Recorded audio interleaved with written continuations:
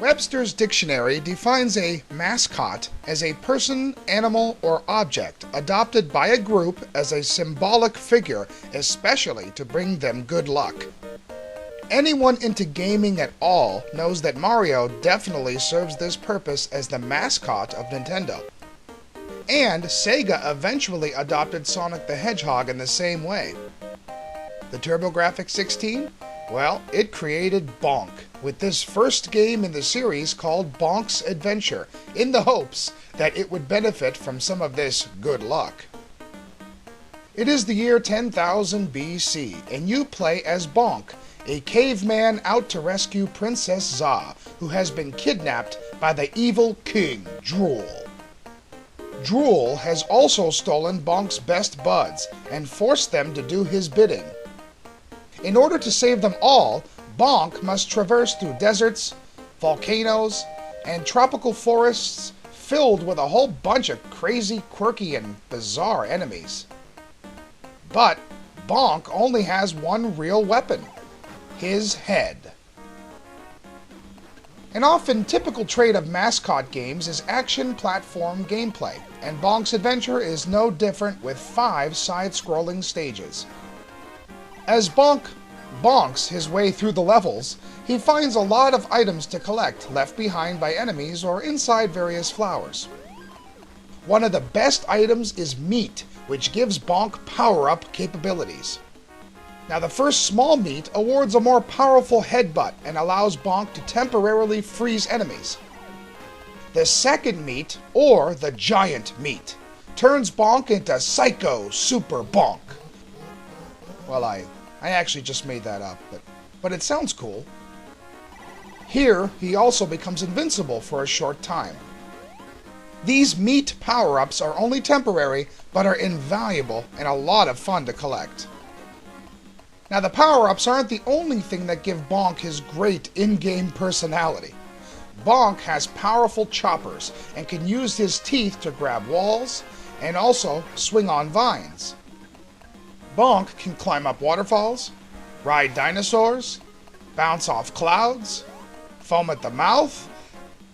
Well, I guess that last one's just kind of gross, really, but you get the idea. He does a lot of stuff. Anyway, Bonk's Adventure also has fun side missions and unique items to collect, another trait of a well-done platformer. There are various bonus stages scattered all around, which allow Bonk to rack up points.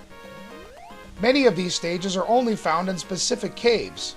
Now, this adds a little exploration into the game in order to find these hidden rooms. In fact, other hidden items need to be searched for as well, such as this 1-up, located right at the beginning of the game. This exploration gives Bonk a few extra layers of gameplay. Bonk's Adventure has a rather unique and somewhat non-traditional layout structure in its stages.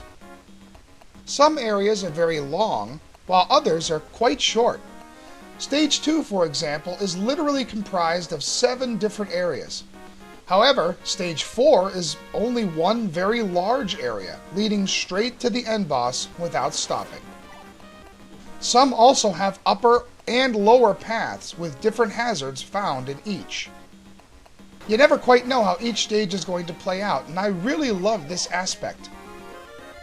The last stage is quite long, with a lot of moving elevators taking you all over the place, and to an always popular boss parade thrown in for good measure.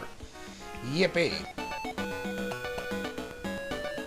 Graphically, Bonk is very colorful, and the game has a really great personality in all of the characters. This personality is its greatest asset. Everything has a constant caveman look, and many characters are also nicely detailed, with end bosses that are huge sometimes. With that said, I did always feel that some stages in Bonk's Adventure were a slight step down and somewhat uninspired than others. The sounds in Bonk's Adventure are great, from the thunk noise when Bonk slams his noggin onto the ground or onto an enemy's now fractured skull, to the really great soothing and totally appropriate music tracks that are almost always exclusive to each stage. I don't know, everything seems to fit really well, and I always enjoyed the audio in this game.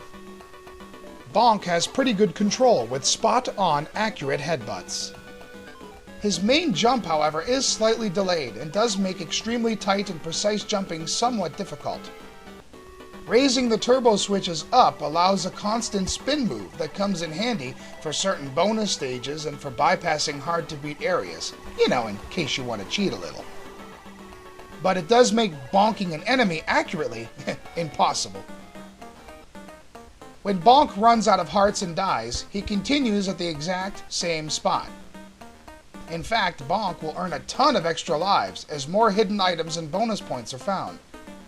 There are also unlimited continues available. As a result, the game does seem a bit easy and ends a little too soon. But you cannot deny that Bonk's Adventure is a fun game and a great start in the series. It is hard to explain, but constantly bonking your enemies is extremely satisfying every single time.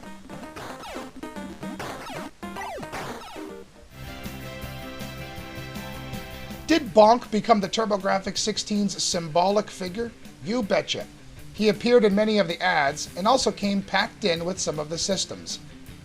It is a shame that Bonk's Adventure wasn't available at the Turbo's launch in America. It might have helped the system identify with a character in its early stages. The game could have used a little more work in a few areas, but it is a fun, well-rounded, and personality-filled quest. So, use your noggin and play this game. Yeah, that's the best I could come up with.